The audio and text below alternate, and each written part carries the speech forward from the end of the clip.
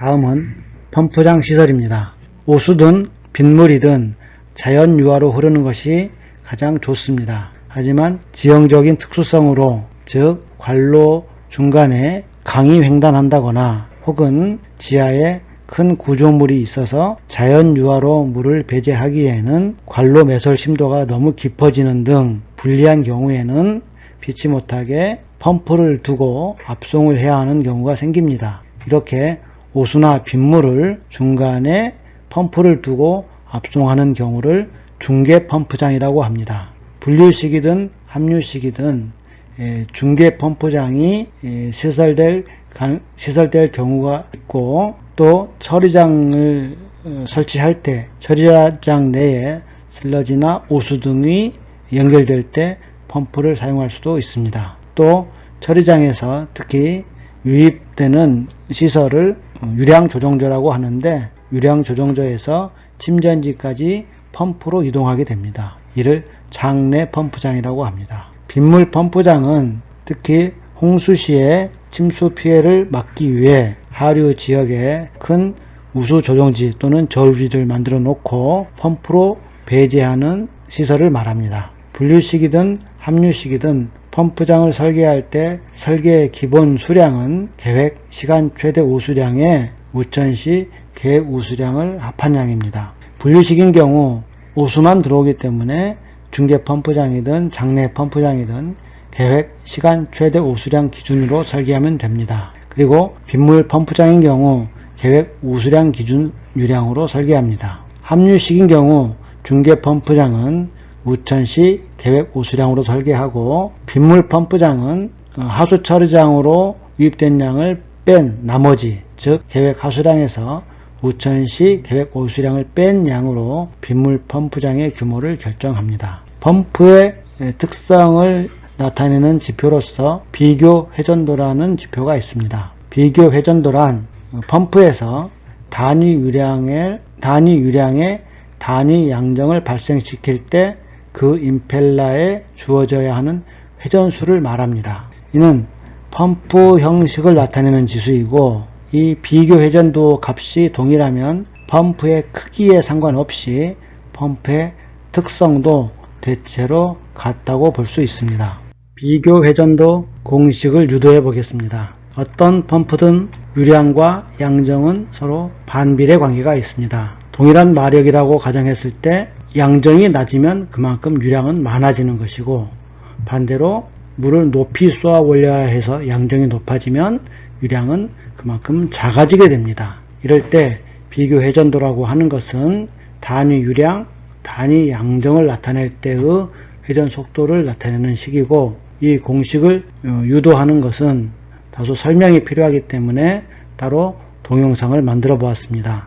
비교 회전도 NS는 유량에 비례하고 양정에 반비례하는 값입니다. 즉 NS가 작다는 뜻은 유량이 작고 양정이 높다는 뜻으로 고양정 펌프를 말하고, NS가 크면 양정은 작고 유량은 큰, 즉 고유량 저양정 펌프에 해당합니다. 펌프의 종류는 여러 가지가 있습니다. 그 중에서 터빈 펌프나 원심 펌프는 월류트 펌프 형식인데, 회전 날개의 방향과 물이 회전하는 방향이 같은 펌프입니다. 이에 비해 사류 펌프나 충류 펌프는 임펠러가 있고, 물이 진행하는 방향과 임펠러가 회전하는 방향이 서로 수직이 되는 이러한 형식의 펌프를 말합니다. 터빈 펌프나 원심 펌프는 NS 값이 작은 범위에 속하고, 사류나 충류 펌프는 NS 값이 큰 쪽에 속합니다. 즉 사류 펌프나 충류 펌프는 NS 값이 크기 때문에 고유량 저양정 펌프에 해당하는 것이고, 터빈 펌프나 원심 펌프는 저유량 고양정 펌프에 해당하는 것입니다. 그러므로 펌프장을 설계할 때 필요한 유량과 필요한 양정이 결정되면 NS 값을 계산해보고, NS 값의 범위에 따라서 양정은 높지 않으나 유량이 큰 펌프가 필요하면 사류나 충류 펌프 중에서 선택하면 되고, 반대로 NS 값이 작게 나와서 양정은 높으나 유량은 적게 소요되는 펌프가 필요하면 NS 값이 작은 펌프, 즉 원심 펌프나 볼뷰트 펌프 중에서 선정하면 됩니다. 다음은 간단한 비교 회전도를 계산하는 예제입니다. 양수량이 분당 5 입방미터이고 전 양정이 2.5m인 조건에서 회전수 1560rpm인 펌프의 비교 회전도를 구하는 문제입니다. 단순히 공식에 대입하면 NS는 1560 곱하기 양정 2.5m의 4분의 3승 분의 양수량 5의 2분의 1승 하여 1750입니다. 이 비교 회전도 값이 1750인 것으로 봐 이는 큰 비교 회전도에 속하고 이 펌프는 충류 펌프에 해당한다고 예상할 수 있습니다. 펌프의 축동력 문제입니다. 펌프의 용량을 결정할 때 우리가 펌핑하고자 하는 유량, 그리고 양정, 그리고 물의 밀도, 그 다음 펌프의 효율을 이용해서 필요한 펌프의 축동력을 계산하게 됩니다. 축동력 PS는 rho GQH를 펌프의 효율 에타로 나누어서 계산합니다. 그때 계산은 다 와트, 미터 3승 per sec, 그 다음에 미터 단위의 SI 단위로 계산하면 됩니다. 다음은 펌프의 축동력을 계산하는 문제입니다. 내경 10cm, 길이 60m의 강관으로 초당 0.02 입방미터의 물을 높이 30m까지 양수하려고 합니다. 축동력은 몇 킬로와트인가를 계산하는 문제입니다. 그런데 마찰 손실을 고려하도록 하고 마찰 손실 계수로서 F는 0.035를 주었습니다. 또 펌프의 효율은 85%로 주어졌습니다. 마찰 손실을 고려해서 계산해야 되기 때문에 식이 다소 복잡해질 수 있는데 우선 유속을 계산합니다. 유속 V는 유량을 단면적으로 나눈 값으로서 0.02 나누기 4분의 파이 D의 제곱하여 2.55 m/s 됩니다. 다음 마찰 손실을 계산하면 달시 공식으로 헤드로스는 F D분의 L 2지분의 V제곱 하여 마찰 손실 계수 F가 주어졌기 때문에 이를 대입하면 0.035분의 곱하기 0.1분의 60m 곱하기 2지분의 V의 제곱하여 6.9m가 됩니다. 따라서 총 필요한 총 수두는 양정 30m에 방금 구한 손실 6.9m를 더하여 총 36.9m의 양정이 필요하게 됩니다. 따라서 필요한 축동력 PS는 물의 밀도 1000 곱하기 9.8 곱하기 유량 곱하기 양정 36.9 하고 여기에 효율 0.85로 나누어 계산할 수 있는데 단위가 커서 킬로와트로 환산하면 필요한 축동력은 8.5 킬로와트가 됩니다. 즉 8.5 킬로와트 용량의 펌프를 선정하면 된다는 뜻입니다. 펌프장 시설의 부대시설로서 침사지가 있습니다. 하수에는 모래나 흙이 섞여 있습니다.